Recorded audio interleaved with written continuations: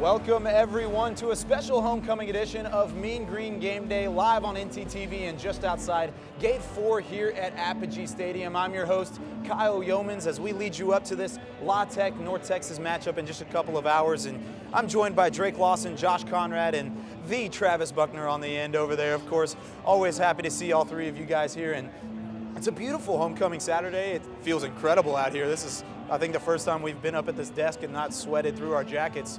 I'm definitely happy for it. And guys, it's even better because North Texas is 4-4. Coming in 500 to a homecoming weekend. There's a lot of people out here. There's a buzz around Apogee Stadium. But there was a setback last week against UTSA, and I want to get into that real fast. Drake, let's get right to it. What happened in the Alamo Dome last weekend? Well, what happened is you saw a young team. I mean, at some point, they're going to have their struggles. They're going to have growing pains. They couldn't run the ball like they did in previous matchups, like they did against Navy, like they did against Marshall. The running game just wasn't picking up. And because the running game struggled, Mason Fine struggled to find a passing group. Towards the end of the game, the offense started rolling more, but by that time it was too late. The defense played well, but it just wasn't enough to overcome the offensive struggles. I think it showed a lack of maturity, like you talked about. It looked like a team that bought into the press clippings a little too much. They came out just expecting to win, didn't take care of the football. It was a big chance to show that this is a mature team that's ready to handle success well. They didn't handle it well, but it's going to be interesting tonight to see how they handle failure, what this coaching staff does in a week after a disappointing loss, how they come out playing against a much better opponent. I mean, it was all about the first half. I mean, nothing was working. I mean, Jeffrey Wilson had 9 yards on 7 touches in the first half alone. And he had that fumble there at the very end of the half that UTSA recovered. It was an ugly first half, like you said, but in the second half they came back. They showed some grit, they showed some tenacity, but it still just wasn't enough in the end. And I really want to focus in on the fact that it was a slow start. It was only the second game this year that they really didn't get off to the start they wanted to, the other one being SMU in the season opener. But this is not necessarily characteristic of this team so far this year. They're usually maybe having the start that they want to and then maybe fall off at the end because of the lack of depth or the young talent on the team. What do you attribute the fact that they got off to that slow start against UTSA to? I think it starts off with what I mentioned earlier, the running game. I mean, you mentioned, 9 yards on 7 touches? 9 yards, 7 touches, and a fumble. And you a had fumble that in? On the 1 yard line. Exactly. You have to have a running game to be able to help out your young quarterback, to be able to help the flow of the game, whether that be the offensive line, whether that be Jeffrey Wilson, whoever that may be. You have to figure out how to run the ball, and because they couldn't run in that first half, they really struggled. I mean, you saw that team just lose their confidence. They didn't have the swagger that they had in the Marshall game and in games past, and you have to have that if you're going to be a team on the road like UTSA. I think it was the turnovers. You lose the turnover battle 4-0. Looking at total yards, we had more first downs, time of possession was better. The stats look okay, fine. Statistically, looking at that game, it looked like we had a nice game. With the turnovers, you go 4-0 on the road, there's not much defense can do to help that out. I mean, the first half was ugly. I mean, Mason Fine was 7 for 13 with 89 yards and an interception. His longest throw was 38 yards to Jeffrey Wilson on that final drive right before the half. But, I mean, second half was a whole different ball game. I mean, Mason Fine only threw 5 incomplete passes. He was 20 for 25 with 168 yards and another interception and 1 touchdown. But he also started that very first play in the second half with an 80-yard touchdown run. So, I mean, it just shows that no matter what happens in the first half, there's still a ton of football game to be played in the second half of football. Good news for this week. A little momentum in that second half, confidence going Hopefully into this game. I mean, Exactly. It's really important for them to have a good first half. As a young team, they're 3-0 when they're leading in the first half. They have to continue to get the scores in the first half. They're only 1-4 when they're trailing. This team really builds off of momentum, and if you can have a good first half when you're rolling, when stuff's going right, it's a lot easier to finish the game strong. And even despite the setback last weekend, I think if any of us were told before the season started that this North Texas team would be 500 going into homecoming, I think any of us would have taken that. I predicted I some know. point. You're you totally predicted it to happen. But other than that, coming up later in the show, we will debut our buy or sell segment. We will also dig into some of college football's best minds, and we will have our special guest predictor up at the desk with us, Mr. Mean Joe Greene, later on in the show. We'll be back with more here on Mean Green Game Day. Welcome back to Mean Green Game Day live at Apogee Stadium and live on NTTV. And guys, I want to get right back into this UTSA discussion, starting with you, Josh. What were some of the things that North Texas did right last weekend in the Alamo Dome? I'll tell you guys, it was one of the best plays I've seen this year. The Mason Fine 80-yard touchdown run. Absolutely. Beautiful play design. It all started, you had the running back kick out right before the play started, which made the right outside linebacker trail him. Beautiful hole for Mason to go right through. The center lays a perfect block, and then Mason Fine outruns a safety. Like, are you kidding me? Amazing speed by this dude. Perfect play. Sparked the team up a little bit, sparked me up a little bit. Amazing play. Yeah, I mean, just like you said, I mean, Mason Fine just went off in the second half. I mean, we talked about it a little bit the first block. 20 for 25 was his stats in the second half alone. But I mean, it just comes back to turnovers. I mean, usually whenever you give up the most turnovers is whenever you lose games, and that's exactly what happened against UTSA. Was they just couldn't hold on the ball, especially whenever it mattered. And it might just be me, but I feel like Mason Fine's starting to get his other receivers involved. Kenny Byers had his first receiving touchdown of the year on Saturday, and I feel like he's getting more touches. Turner Smiley's getting more touches than he did earlier in the season. And as a quarterback, especially a young freshman quarterback, that's good to see that he's starting to spread the ball around a little more and not really depending on Thaddeus Thompson or T. Gorey over there. I'm glad you said spreading the ball around. He threw it to 9 different receivers just last week alone against UTSA. And really, Kenny Byers really had 2 touchdowns, but the last one got brought back right. on that illegal block by Thaddeus Thompson. So I mean, this is a freshman quarterback, but it's also a first-year receiver in Kenny Byers. He's coming over from the secondary. Yeah. So he's impressed me alone, just like in the past games. Even though it's his first touchdown, he's still been very impressive as a first-year receiver. And Fine can be such a threat with his feet. It's such another level to this offense that we have this stable of running backs. He can be one of those stable of running backs. Yeah, and I think the offense, while it was impressive in the second half, we talked about how much they struggled in the first half. So there's something I saw that improved last week. It was the defense. The defense played a good game. They recorded 5 sacks against UTSA. That's the most in a single game this year for them. They were getting after the quarterback. The D-line looked well. But because the offense struggled to get going so much in the first half, I think the defense, they struggled a little bit as the game went on because they were so tired. They were out there so much trying to carry the team. But the defense did look well. If the defense plays like that today against La Tech, I mean, they have a much better chance of winning the game if the offense could play like they did in the second half. And that's a familiar thing that you have seen throughout the season so far for North Texas is the defense plays very well in the first half, and the offense can't get anything going, and then the defense kind of gets tired out because they're on the field so much, play after play, and then the offense is 3 out once again. They don't get any rest. It happened in Middle Tennessee State game, happened in the SMU game. It happened against Florida in the Swamp as well. So, I mean, you see that over and over this season. If you look at the breakdown of the points per quarter, in the first quarter this year, we've only scored 35 points, but in the third, fourth, and fifth, second, third, and fourth, we've scored over 50 points. So it's all about, we've been a second half team this entire season. Big for me was the defense didn't get any turnovers. In the big wins against Marshall or Army, it was all about the turnovers, the big pick six. Couldn't create turnovers in the game. That's key for They this still team. played well. If we're looking at from last year to this year, like you were mentioning, for sure. With the defense, they have now opposing touchdowns scored per game. It was 5.5 last year. It's 3.4 this year. I mean, they've improved a lot. Opposing rushing touchdowns went up from 3 down to 1.9. So, I mean, the defense is improving on all angles. Maybe they didn't get the turnovers last week, but they're still such an improvement from last year. I mean, they really have helped this team. I won't say they carried them because Mason Fine has looked unbelievable as a true freshman. And Jeffrey Wilson, other than last week, was running all over an Army defense that was the second best in the nation before we went against them. He's got almost 800 yards and 12 touchdowns this season. Exactly. So the offense has been playing good, but the defense has been a little underrated, I might even say, compared to what they were last year. And here's the thing with Mason Fine. Sometimes whenever I'm watching the game, I feel this maybe pressure that's on him. This whole school's eyes are all on Mason Fine because they think he's going to be the future of this program. You have to remember, he's a true freshman. Exactly. He's younger than we are. He needs to learn how to slide. I don't think he's ever played baseball. Yes, He sir. runs into Yeah, everybody. it's different going from Locust Grove, Oklahoma, and then being a Division I quarterback and diving around. A lot bigger guys. Yeah, exactly, and getting hit like that. So I agree with that. But other than Mason Fine, you were talking about the improvement for this team as a whole. Who has stepped up for this team so far this season that you have seen other than Mason Fine? Other than Mason Fine, my guy, I mean, I think everyone would agree, Jeffrey Wilson has stepped into that role as far as a leader on offense. Whether it be that he was clicking with the offensive line as the season went on, whether it was himself just finding that groove. Other than last week, I mean, I can't mention it enough, he has ran spectacular. He's done a spectacular job. They're going to need him in this game and games moving forward if they do want to make that bowl game. And I know everybody here would lose their minds if we could make that bowl game in Dallas. Possibly, I'm just guessing. Be awesome. We make the Heart of Dallas Bowl. but he's going to be the key factor on offense if we want to have any type of success moving forward. And I think Willie Ivory's been huge too, just to give Jeffrey Wilson that break sometimes. And he's been amazing. A little bit of a two-headed monster. Yeah, I mean, it helps you so much.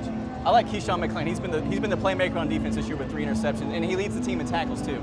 And the defense as a whole has really stepped up, but we'll see if Coach Seth Luttrell and this offense can figure some stuff out and make some adjustments before the game tonight against La Tech. But first, when we come back here on Mean Green Game Day, we will debut our buy or sell segment, and we will answer some of college football's toughest questions right after the break.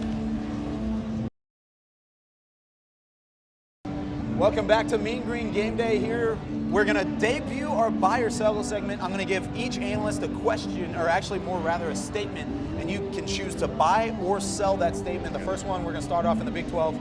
Charlie Strong will be the head coach at Texas in 2017. Starting with me? Starting with Trey. Okay. Well, sadly, I'm going to have to sell it. And it's not because of any personal reasons. I think Charlie Strong's fantastic. I just don't know if Charlie can win out from here on. I know right now, currently, they are winning this game against Texas Tech, but Texas Tech isn't the best opponent they're going to face going down the line. I mean, they barely won that game against Baylor. They've got games coming up against TCU, and it's going to get harder. It's a tough schedule. I don't know if he can win out, and from what all the analysts have been saying and the people down in Austin, the only way he keeps his job is if he wins out, and even if he wins out, it's not guaranteed. If because the people of Austin, for some reason, hate Charlie Strong, I think he's out. I think he's out starting next year. I'm going to buy. I think he's there next year. I don't think Texas has the athletic director in shape to fire him. Mike Perrin was chanting Charlie's name after the game last week. I think Texas needs to focus on getting a real athletic director this offseason and let him get his guy. I think Charlie's there in 2017. I don't think he should be, but I think he'll be there. I say get your cash out because I'm buying Charlie Strong being there next year. I think he's got too many young athletes this year to give up on Charlie Strong just yet. I get one more year, though. If he can't do it for next year, he's gone for sure, I say. But, I mean, he's definitely got to win out this year. They're winning right now against Texas Tech. They had that big win last week against Baylor. They've got West Virginia next week at Texas. But they're a tough team at home, Texas is. And West Virginia's ranked number 20, so that'll be a good game. Then they go at Kansas, which Kansas is Kansas. Never know with Charlie, though. And then they got TCU on Thanksgiving, so that TCU game's going to be huge for Charlie Strong's future. That's what I'm saying, yeah. So next one, Washington will win the Pac-12, as in the Huskies, will win the Pac-12, and they will be in the college football playoff, starting with you, Josh. I'm going to buy this one. They beat Utah last week, a nice win. I mean, this defense is amazing when you watch them. Watch out, though. Black Friday, Washington State's going to be a tough game, but they're going to make the playoffs. I am also buying this one. All right, so like you said, Washington's season comes down to that game against Washington State. They have the toughest schedule of all the undefeated teams right now throughout the rest of the season. Their quarterback right now, Jake Browning, is off the charts. He's got 1,900 yards right now. Do what? He's a Heisman candidate. Yeah, absolutely. Right now. He's got 1,900 yards with 20 touchdown passes. And then Myles Gaskin has 900 yards for 7 touchdowns. They're running back. So I'm buying Washington right now. I'm going to have to disagree with these guys again. I'm wow. going to sell. Okay. And this is the reason why. Even if they can win the Pac-12. I mean, they're going to win the Pac-12. They should. Okay. I don't know if they'll win out. And if they do win out, I don't think it's going to be convincing. And the reason why I don't think they make the college football playoff I'm selling is because there's a team right now in Louisville that is playing their hearts out. Again, today we see another blowout from Lamar Jackson. This team deserves to be in there. And if you're going to put A&M at rank number 4 right now, which is the college football playoff is doing, A&M just lost. Ohio State's going to lose to Michigan, I believe. But I think Ohio State's gone. Take the blowouts of Louisville with the close wins over Virginia. I take Louisville. Because they have blown so many teams out, because they're so impressive. This is the team people want to see in the college football playoff. This is a team that could win the college football playoff. They barely lost to Clemson. They're a great team, and they deserve to be in there over Washington. And Louisville is one cut move away from being undefeated right now. Exactly. They deserve to be in that college football playoff. I agree. Okay, so this next one, I like how passionate you guys are getting up here. I like it. This is a big one. Will the Big 12 will still be around in 2025? Starting with you, Travis. I say this is the biggest coin flip on these options right now, because I mean it's such a mess right now. I mean you have the whole Baylor scandal, and then there's no defense anywhere in the Big 12. I think they need to expand to survive. They need some more energetic teams that people are going to want to watch to play. Buying or selling though? I'm buying. I'm buying. I say as Travis is just throwing the cash around today. Right. I got my paycheck this week, right? I say, but it's a conditional buy. If they expand, then they survive.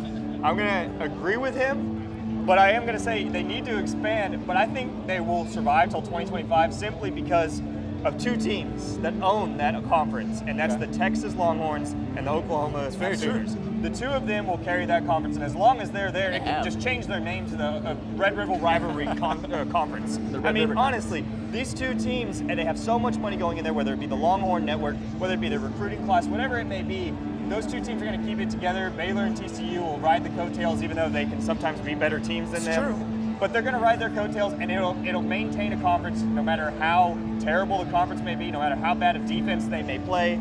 The two of those teams will keep that conference together. I'm going to buy. I think it'll be around, even if Texas and OU aren't in it, it'll be around, maybe not a Power 5 conference, but I think it's around. I'll buy.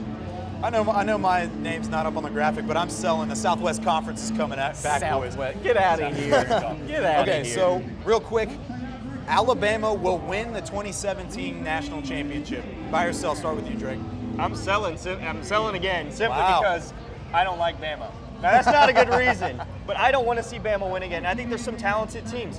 Clemson would love nothing more than to get a rematch against that Alabama team. You think Deshaun Watson has forgotten what happened in the national championship?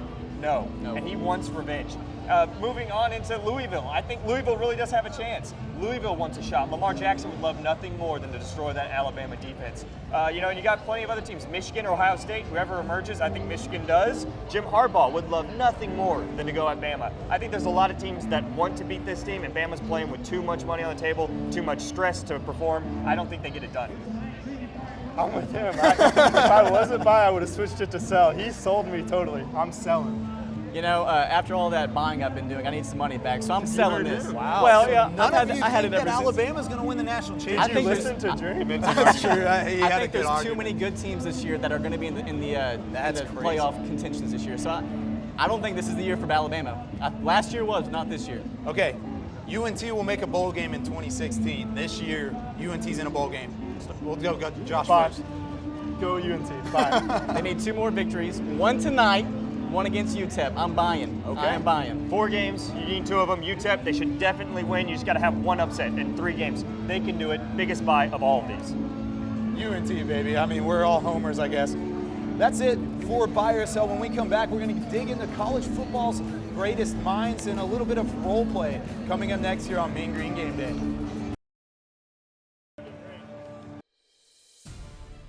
Welcome back to Mean Green Game Day. I'm your host, Kyle Yeomans, and now I'm joined at the desk by a star-studded lineup, probably the best we've had so far up here, where I'm joined right now by Charlie Strong, Tom Herman, and Les Miles. And guys, I want you to tell me your reasoning of why you should be the coach at the University of Texas in 2017. Let's start with you, Charlie. Well, I mean, what more can I do? I came into a program that I was hired into that was worse than the Cleveland Browns roster right now going on in the NFL. It was a mess. Shots fired. Mac Brown, nice guy, won a national championship. But man, he could not have left me with a worse recruiting class, worse players. I had to kick a bunch of players off the team. They were messing around, they were doing dumb stuff.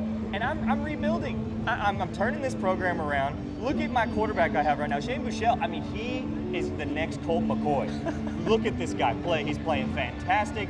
I'm winning games. Yeah, I've lost a few. They've been close. Maybe there was some, assistant coaching errors, but I'm ready to take that next step. Give me 1 more year. I can do it. Trust me. Tom Herman only needs 1 year. Do you guys like peaches? How about that Peach Bowl? I don't like peaches. Okay. I've been graded everywhere in the state of Texas. I wanted Sam Houston. I wanted Texas State. I wanted Rice. I've already coached at Texas as a graduate assistant. The choice is easy. It's Tommy Herman. Well, I don't know why you're talking in the third person there, Tom, but I'm kind of confused. I tell you what, since we're talking in third person, hi, my name is Les Miles, and Les Miles is going to go coach at the University of Texas for one reason and one reason only. Y'all know I like to eat grass before every game, and Texas has the greenest and most nutritional grass in the state. So I'm going to the University of Texas, eat that green grass over there. Half a second more, I'm at Louisiana. I don't want to be at Louisiana anymore anyway. So if I don't go to Texas, I'm going to the NFL, but I'd rather coach at Texas because it's like being in the NFL. I like it. I mean, all 3 of you guys have good reasonings behind it. We're going to switch it up now. And the next question is going to be, why can you beat Alabama? We're going to start with our new guest, Jim Harbaugh, Dabo Swinney, and then we have Coach Peterson down on the end. Starting with you, Jim. Why are you going to beat Alabama this year? I'll tell you why we're going to beat Alabama.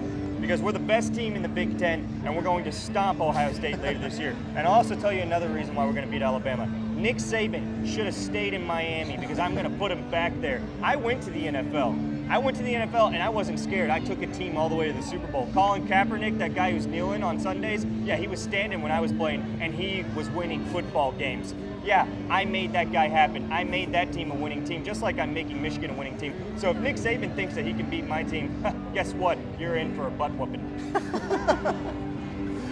That was a great interview. Pizza party in Clemson. What a beautiful night for a pizza party when we beat Alabama. Deshaun Watson, pizza party. Is that all you're going to say, Dabo? You might want to stop touching me and just practice on your dance move, Dabo. I think that's where you need to go. Go over there and what was it? What's that move called? Hey, please, Dabo, please, stop yeah, just saying random words. That's all I'm hearing you say right now. Washington will beat Alabama this year. We will be the Pac-12 champions this year. We have a quarterback named Jake Browning. He's got how many touchdowns? How many touchdowns he got? You got a guess? I don't know, but you guys have a defense? I don't think you have a defense. It don't matter if our quarterback's throwing 28 touchdowns this season, and we will beat Alabama because we're going to wear out that secondary in Alabama. I mean, that's good enough for me. And we've got a tight end named Bud, so that's cool. I think we're going to win because of that. That's how y'all play is like Bud. Oh, ooh, okay. All right, let's put the heads down before we get inside. Get out of here, Dabo. We're going to put the heads down real fast, and we're going to switch over to some programs. Recently, the Big 12 decided not to expand at all, but instead we're going to give 3 programs one final shot to plead to the Big 12 and give them their reasoning of why they should be in the expansion talk, starting with the U of H down in Houston. What are your reasonings to be in the Big 12? Well, I think the reasoning is we destroyed your golden child, Oklahoma, who made the college football playoff last year. I mean, they were supposed to be this big, bad team. We stomped them. Yeah, so what? We lost against Navy and SMU down the line. We're still a really good football team. We're better than any of those jokes you have in the Big 12 right now. Who are you going to lean on? Baylor? With all of their scandals? Yikes. We might want to go ahead and take it over. Houston deserves to be in the Big 12, and we're going to be the best team in the Big 12. Texas, we're so sorry about 2 years ago. We're sorry about 3 years ago. We promise we will never beat you guys again. You guys can beat us every year. We're fine with that. We're very nice people. Hey, who has a national title up here? Oh, just us? Sorry about that. We did have the author of Twilight go here. Sorry about that one. We promise it won't happen again. Mitt Romney, how about that hair, though? Excuse me. Steve Young. Do you know what BYU stands for? Brigham Young University. Okay, if you didn't, I was until you get out of here. All right, we're Cincinnati, and we're going to the Big 12 because we're going to fit right in. You know why? Because nobody in the Big 12 has got any defense, and we sure as heck don't have any defense here at Cincinnati. We couldn't beat Houston, but so what? What Big 12 school could beat Houston? So that's why we should be in the Big 12 because we fit right in. Hey, who beat you, Cincinnati? You did. Yeah, that's right. Houston beat you. Houston beat us. We'll never beat you if we're in the Big 12 because you don't beat it. And I just want to go back to the first question real fast. Why should I be the coach at Texas? I believe we have one other character that really wants to make a statement of why he should be the coach at Texas, and we'll end on this one for sure. We have Matthew McConaughey at the set, and please tell me why you should be the coach at Texas. I went to the University of Texas for high school. I did all kinds of big things down there at Texas, and I like to drive my Lincoln because a Lincoln sponsors the University of Texas, and I just think that my experience with that movie We Are, Marshall, I just feel like I would be the best choice for the University of Texas. So.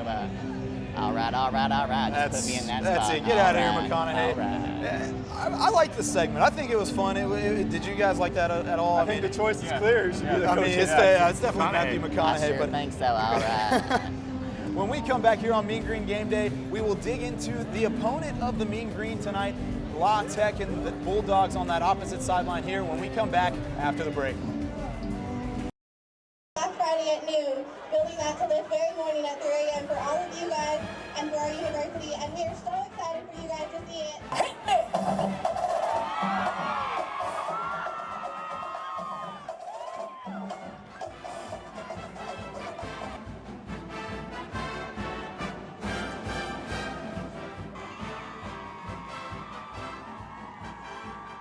Cannot wait to get back home. We couldn't wait to get in front of our family.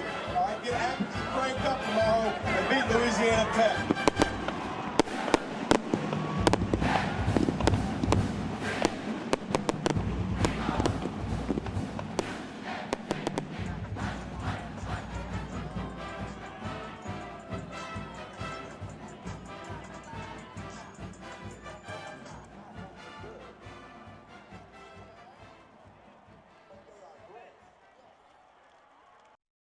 Welcome back to Mean Green Game Day live on NTTV. As you just saw, some sights and sounds from homecoming weekend, and right now we're going to get into the homecoming opponent of the Mean Green, the La Tech Bulldogs. First off, I want to thank Jordan James for that incredible package, one of our great reporters. And I want to start with you, Travis.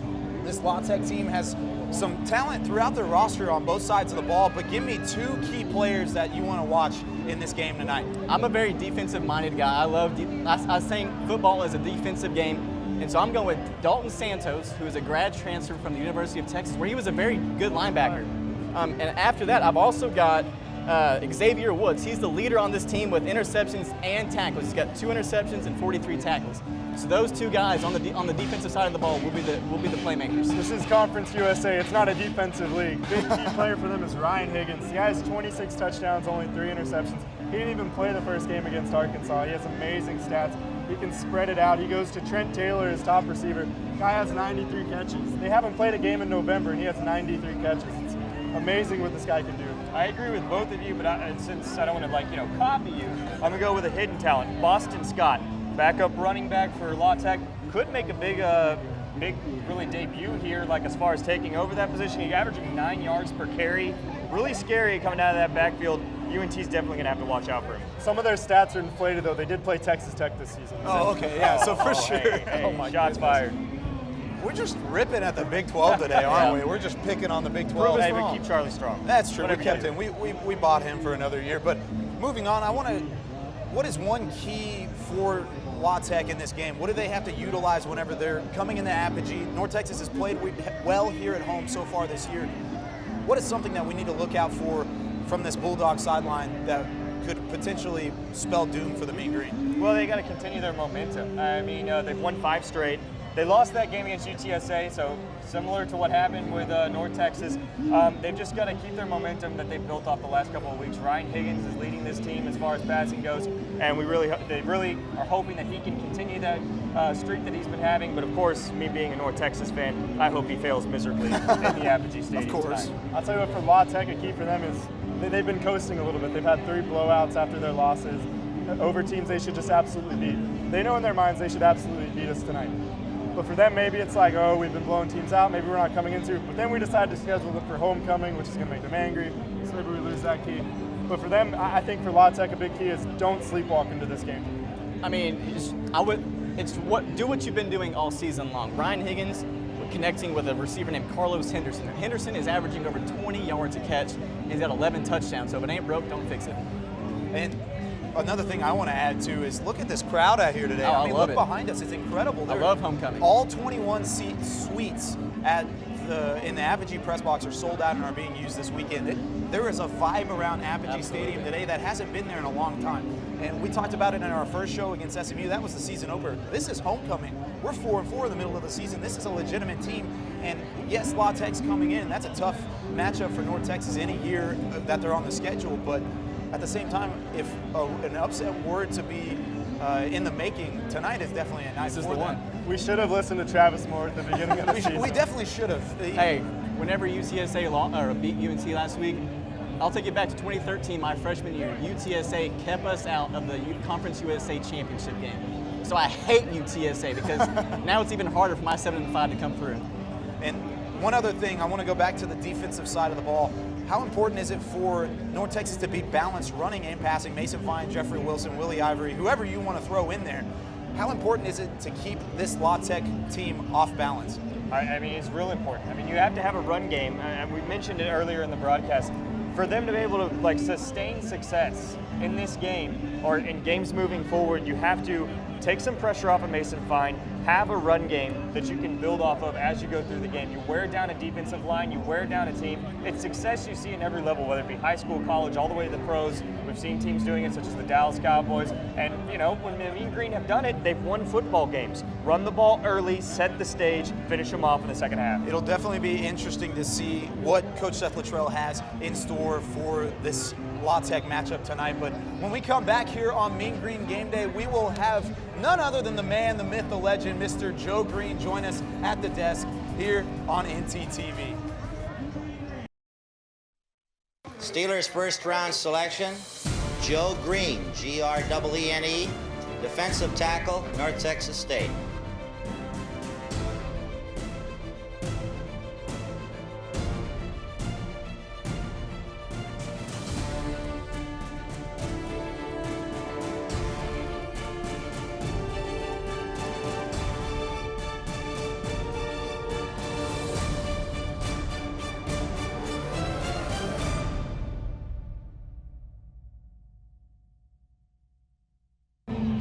Welcome back to Mean Green Game Day. We are about to predict some of college football's Steelers top first round matchups for selection tonight. But first, I'd like to welcome the Hall of Famer in both college and the pro game, Mr. Mean Joe Greene. Thank you for joining us here at the desk.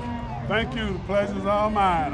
I look forward to visiting with you guys. And before we predict some of these matchups, I just want to ask you a couple questions. First off, what do you think about Coach Luttrell and this team for North Texas this season thus far? Well, Coach Luttrell has brought excitement back to the Mean Green, and the games that I've watched, I thought they have been very competitive, especially coming off of the kind of year and the attitude and atmosphere that was around our football team last year. I've been to a couple of practices and I've seen a couple of ball games, and I think that the attitude and the atmosphere is all upbeat. We played some tough games, we lost some, but we also won a few. And I just think that where we are right now is a real positive, especially when you consider this is the first year of Coach Luttrell's regime, and the first year after a horrible year last year. So I think he's doing wonderful, and I think the line is up. For sure, for sure. And how has the game changed from whenever you were playing back in the day? How has it changed to the way that maybe those players are going to play it on the field tonight? Oh, you want to talk about off the field with the media and everything. I mean, you can talk about us or anybody you want to. I mean, it's on the field. It's changed a great deal because of probably the size, the overall size and speed of the players. The new technology, the new coordinator thinking offensively, particularly offensive. When I played during my time, when we saw 3 wide receivers on the field, I mean, that was an oddity. yeah. Now you'll see 5 receivers sometimes on first down and on any down, and the defense always has to try to keep up. So and the average number of plays when I played during my time was probably 60 to 65 plays. Now you have some teams upwards of 100 plays. So the game is faster, it's quicker, bigger players, faster players in numbers. And that's the thing that has changed a great deal. And other than that, I know Josh has a question real fast for you on the other side. Do you ever get sick of the Coke ad from the Super Bowl commercial? Do you ever just like... Never. Do you like Pepsi more, or is it strictly Coke? Who? Coke all the way? There's only one. Only one? I just wanted to say, thanks, Mean Joe. Good kid. I told you not to do that, I know. Travis. I couldn't refrain told myself. you not to do that, but that with was- all of this being said, we're glad you're up here. And now we're going to predict some of tonight's top matchups, and we're going to start in the Big Ten. Iowa at Penn State, the Hawkeyes trying to take on the Nittany Lions. Man, I can't talk right now. I have the Hawkeyes pulling off the upset in this one. Drake, we'll start with you, and we'll go down the row predicting that game. I think Penn State wins the game after that big win over Ohio State. They got a lot of momentum. They're rolling off. They're going to play really well, and I think they'll play great against Iowa today. I think they'll pull off the upset. All right, Mean Joe. Well, what I know about Penn State is I have several friends that went to Penn State, Franco Harris and Jack Ham, to name a couple. And if I said anything other than Penn State, I'd have some enemies. So I'm going to say Penn State. All right, there you go. They're the pick. I agree. Penn State. Saquon Barkley, one of the best backs in the country. Iowa, we remember that loss to North Dakota State. They're still trying to figure out themselves. I think Penn State wins tonight. Close game, though. I like what Drake said, big win last week against Ohio State. I'm going Penn State wins this game because of their running back, Saquon Barkley. All right, I'm all alone in that pick. Next one in the SEC rivalry week, Alabama at LSU, an interesting one here. The Tide have looked better than anyone in the country so far this season, but LSU does have the wild card of Leonard Fournette, who, as you saw a couple weeks ago, could run all over a team.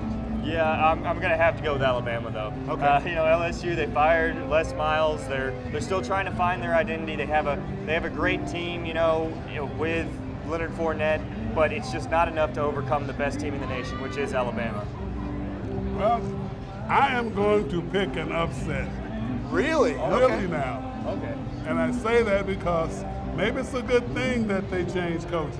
I don't know that, but maybe it's a good thing. And I remember the running back, can't think of his name, the big guy. Leonard Fournette. Yes.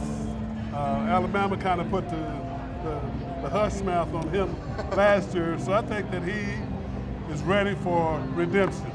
I like He's it. going to have a big day, and they're going to upset the Crimson Tide.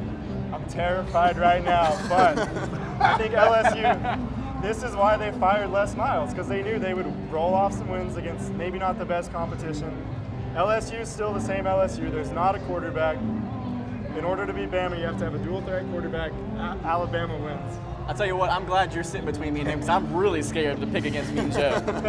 I'm going with Alabama on this one because of Jalen Hurts. He's one of 5 quarterbacks this year with 1,500 passing yards and 500 rush yards. So I'm going Alabama. It's too easy to pick Alabama. It's true. It is. It's I hope I'm wrong. I hope I'm wrong. So moving on, a Conference USA matchup, Marshall at Old Dominion. Marshall's traditionally been the better team, but this year Old Dominion has really come out and played well so far this season. Drake, or I actually have Marshall pulling this one out. Who you got? I'm going to take Old Dominion. Marshall struggled a lot this year.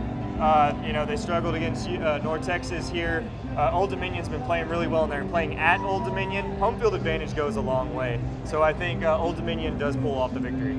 Well, I'm definitely pulling for the green and white today here at UNT, so I'm going to pull for the green and white in Marshall. All right, I like that. All right, I have Old Dominion. Marshall hasn't scored over 30 since September 17th. Old Dominion has 2 great running backs. Total mismatch today. Once again, I'm really glad you're sitting there. I've got Old Dominion over Marshall. I wasn't real impressed with Marshall when they played here at UNC, so I think Old Dominion pulls this one out. All right, back to the Big Ten. Nebraska at Ohio State, probably one of the top matchups of this evening. I have Ohio State winning in the horseshoe. Who you got? Ohio State's angry about that loss against Penn State. I mean, those final seconds, getting a field goal block, that's how you lose a game. That Urban Meyer's going to turn that around. Ohio State's going to get this victory. Well, you guys are killing me with these stats. But I'm going to go with Ohio State. All right. Because they won't lose 2 in a row. And they're probably the second or number 1 best team in the country. All right. Oh, man, okay. He said, killing me with the stats. I have a stat. Nebraska is great at creating turnovers on the defensive side of the football. That's what you need to beat Ohio State in the horseshoe. I think Tommy Armstrong, they're going to go in there. They're going to pull the upset off tonight. Ohio State doesn't look like they have a whole lot of confidence right now. They haven't been that team that they were versus Oklahoma yet since that game. So I think Nebraska pulls the upset off tonight. Wow. See, now I don't care because I'm agreeing with Mean Joe on this one. I say Ohio State over Nebraska. Ohio State has outscored their opponents 341 to 121, and they've only allowed 7 touchdown passes this season. Ohio State wins this game. All right, so that brings us to the top matchup of the day. North Texas welcoming in the La Tech Bulldogs. And guys, La Tech has looked really, really good coming in to this game. They've won 5 straight, but I think that streak comes to an end tonight. I'm picking North Texas to win it. at home in a very, very tight game, possibly overtime, maybe down to that final possession. But I think Jeffrey Wilson goes off tonight, and I think it's enough to pull out the victory. It's homecoming. They need a win. They got to get a win. One of these upsets in these next 3 games to be able to make a bowl game. They got to get this victory. They've got a crowd behind them. North Texas is going to pull off this victory. I like it. What can I say? There it is. I like it. There it is. North Texas. All right. Oh, man. Now he's really scared. We have the athletic director over there. We have me and Joe right here. The president was on the show. I was too scared to go against what I felt.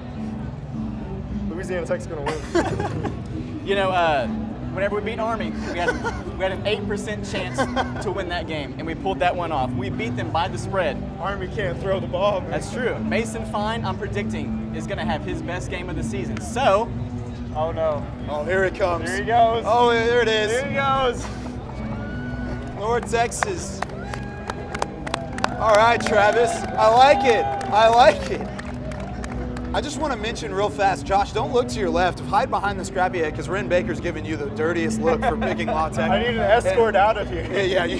We need to get you some help and get you a golf cart and take you out of here somewhere. But once again, I want to thank me and Joe Greene for being up at the desk with us for the prediction segment. Thank you for everything you've done to this school, and thank you for everything you've done for our program here in Denton. We all look up to you, and we thank you for being here. Pleasure's mine today, guys. I just have to commend you on what you guys do all the time, looking at college football and making sure that North Texas' name is out there, and I think that's a good thing. For sure. We love our Mean Green, except for Josh probably. But when we come back here on Mean Green Game Day, we will look deeper into this North Texas team and what they're going to have to do to pull off the upset against La Tech tonight when we come back after the break. Welcome back to Mean Green Game Day. Kickoff is just over an hour away. We just said goodbye to one of the best that have ever walked these grounds here in North Texas, Mr. Mean Joe Greene. But I want to get back into this La Tech matchup tonight, and starting with you, Drake, I want to hear your offensive keys to the game and maybe some key players for North Texas. Who needs to step up tonight in order to beat the Bulldogs? Well, I think if the Mean Green want to get a victory, they got to have Thaddeus Thompson stepped up like he did last game. It was his career high, I think, for catches. He had 5 or 6 catches in the game. It was a fantastic game for him. He played really well, and they're going to need him to continue to play well if they want to pick up a victory here. They're going to have to spread the ball around. Obviously, there's a lot of talented receivers, but Thaddeus Thompson is the guy they're going to have to single out to make sure he's involved. Big key for North Texas is Josh Wheeler, the outside linebacker. He has 26 tackles on the year, 4.5 sacks. Our secondary is not going to be able to match up with the speed of Louisiana's receivers, so you need that pass rush to get the quarterback get the ball out quick enough, or even just get a couple quarterback hurries. I think it's going to be a very high-scoring game, so I think Mason Fine has to have the best game of his entire life tonight against La Tech. And also on the defensive side, Keyshawn McClain just needs to keep it up. He's killing it this year, and as long as he keeps doing what he's doing, I think we got a shot. I mean, he's a captain for a reason. Yeah, the way that he's played, it's definitely portrayed that kind of leadership and that kind of mindset on the defensive side of the ball. I also want to go into the home field advantage for North Texas.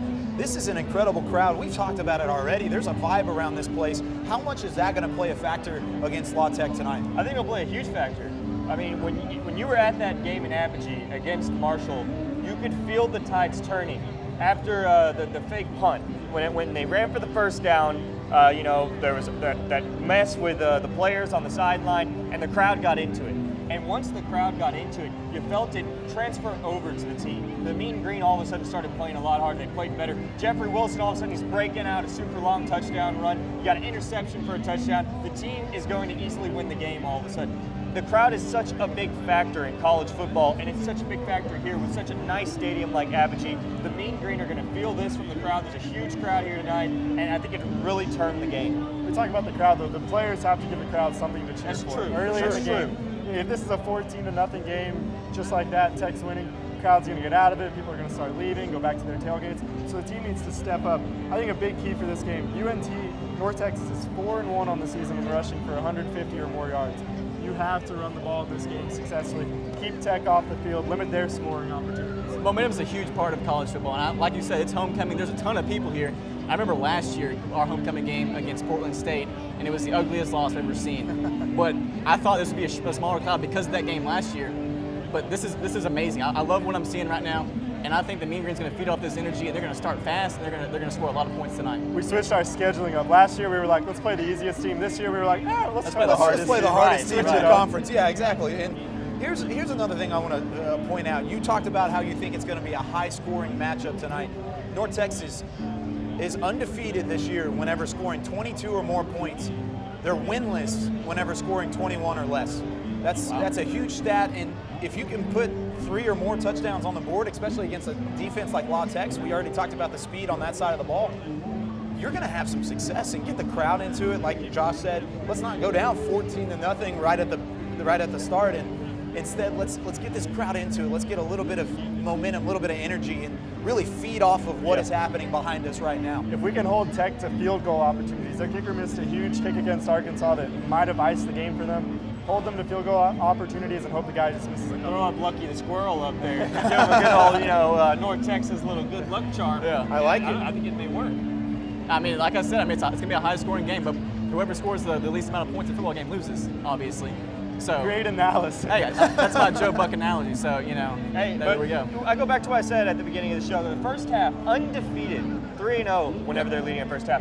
Got to get a victory by leading early, like you said. Start fast. Another thing is we need to keep the defense off the field. Even if you don't end up with points, let's get a little bit of a drive going. Let's get some first downs. Let's move the ball a little bit. If you don't end up executing in the red zone, then fine. That's another thing we need to work on later on. Right. But let's keep that defense off the field. Let's give them a chance to stop this La Tech offense. Any final thoughts before we call it a wrap for this Mean Green Game Day and we head into the stadium? I think you get a win here. You're going to a bowl game. So you're fighting for a bowl game right here because, you have to win one more game after this. But you get a victory here, and you're getting something done that no one in the nation, most of us at this desk, didn't expect to happen, and that's going to a bowl game. If that's not enough to motivate you, I don't know what is.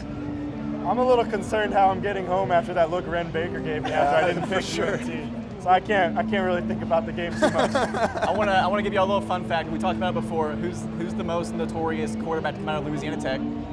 Charlie Strong. Terry Bradshaw. Who started over Terry Bradshaw at Louisiana Tech? Phil Robertson of Duck Dynasty. Duck Dynasty. We gotta throw a Duck Dynasty reference in there anyways. Quack, but quack. That's gonna be it. That's a wrap for this week's episode of Mean Green Game Day. Thank you to Mean Joe Greene for joining us. Thanks to Drake, Josh, and Travis. I'm your host, Kyle Yeomans. We will see you next week, and let's go Mean Green.